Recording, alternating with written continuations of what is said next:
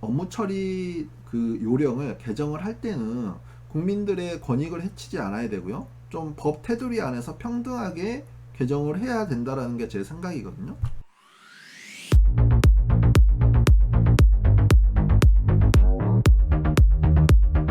반갑습니다. 오늘 이 시간에는 농지연금 업무처리 요령 개정안을 놓고 살펴보도록 하겠습니다. 농지연금이란 이런 겁니다. 영농 경력이 5년 이상인 만 65세 이상인 분들께 농지를 담보로 매월 생활비를 지급하는 금융상품입니다. 이 농지연금을 운영하는 농어촌공사에서 2019년 11월 1일부터 이 업무처리 요령을 개정을 한다고 공지를 했습니다. 그래서 당장 한 10여일 후부터 이게 개정안이 실시가 되는데요. 그 내용을 한번 살펴보도록 하겠습니다. 네이버에서 농지은행이라고 검색을 합니다. 그러면 농지은행 이 사이트가 나와요. 그래서 이 사이트에 가면 여기 공지사항에가 2019년 11월 농지연금 업무처리 요령 개정 및 시행이라고 제목이 해서 이렇게 파일이 하나가 있습니다. 그래서 이제 이런 내용입니다.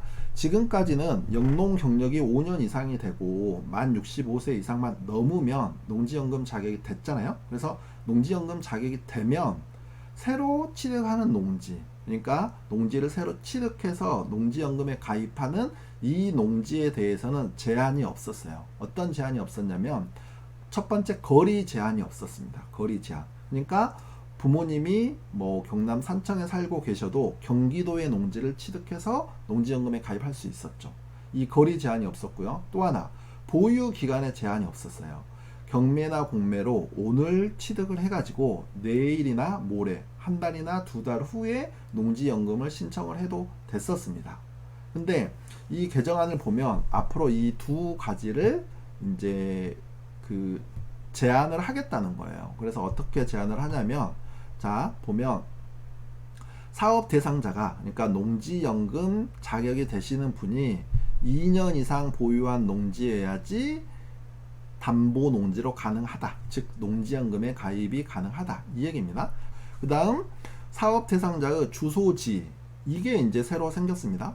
사업 대상자의 주소지를 그러니까 농지연금에 가입한 농지가 있는 시군구에 거주를 하거나 또는 그와 이웃한 시군구에 거주를 하거나 또는 이것도 아니면 직선거리로 30km 이내에 거주를 하거나 하면 돼요. 이거는 엔드 조건이 아니고 오화 조건이거든요. 그래서 이 세 개 중에 하나만 만족을 하면 되는 겁니다. 그러니까 농지가 있는 시군구에 거주를 하거나 연접한 시군구에 거주를 하거나 30km 이내에 거주를 하거나. 그래서 이제 바뀐 거 두 개가 뭐냐면 자 보면 농지연금에 가입할 농지는 2년 이상 보유를 해야 된다고 했죠. 보유. 그러니까 좀 다행인 건 작용이 아니고 그냥 보유만 하면 돼요. 그러니까 뭐 임차, 뭐 농지은행에 임대를 줘도 되고요. 또 상황에 따라서는 뭐 개인간 임대차를 해도 된다는 거죠. 원래 개인간 임대차는 법에서 금지를 하고 있는데 고령이나 질병으로 인하면 이걸 임대차를 할 수 있거든요. 그래서 이제 작용을 할 필요는 없고 보유를 해야 된다. 2년 보유를 해야 된다. 그겁니다.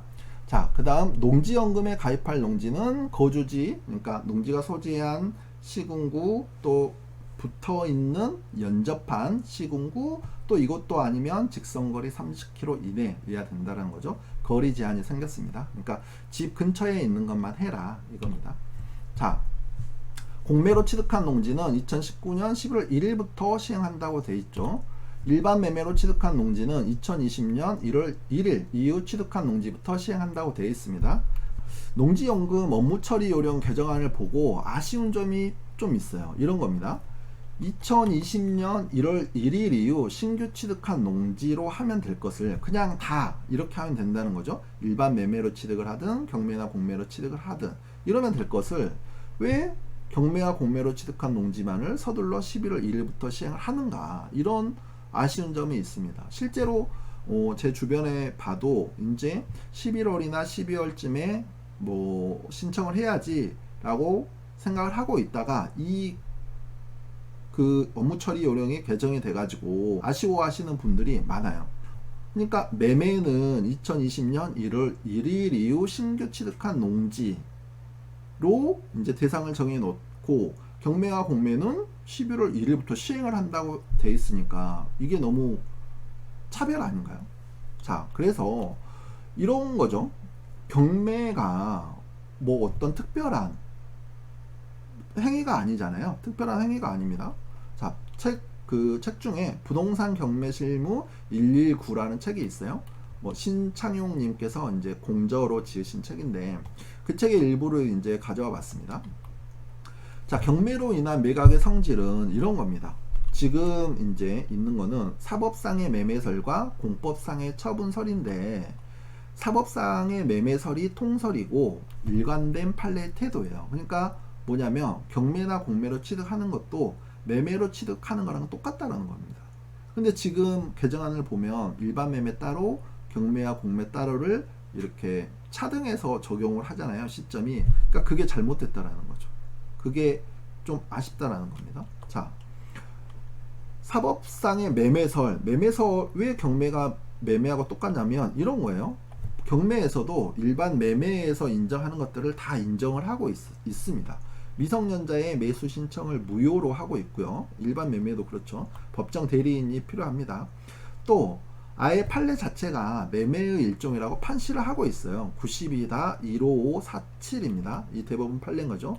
또 민법 제578조에 담보 책임을 경매에서도 인정을 하는 거예요. 그래서 이런 사안들을 볼 때 또 각종 학설도 매매설인 거고 판례도 매매로 보고 있다라는 겁니다.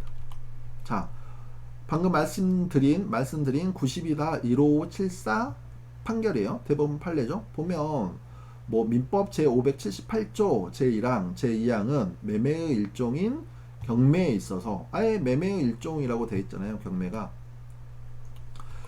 그런데 매매의 일종인 경매와 공매를 아예 시점 자체를 이렇게 분리해서 적용을 한다는 게 선의의 피해자들이 나오지 않겠냐라는 거죠. 그냥 똑같이 매매든 경매든 공매든 2020년 1월 1일 이후 취득한 농지부터는 보유기간 2년, 거리 제촌이죠. 그러니까 해당 시군구, 연접 시군구, 직선거리 30km. 이 규정을 그냥 적용하면 된다라는 겁니다. 그런 거죠. 자, 그러면 어떻게 하냐?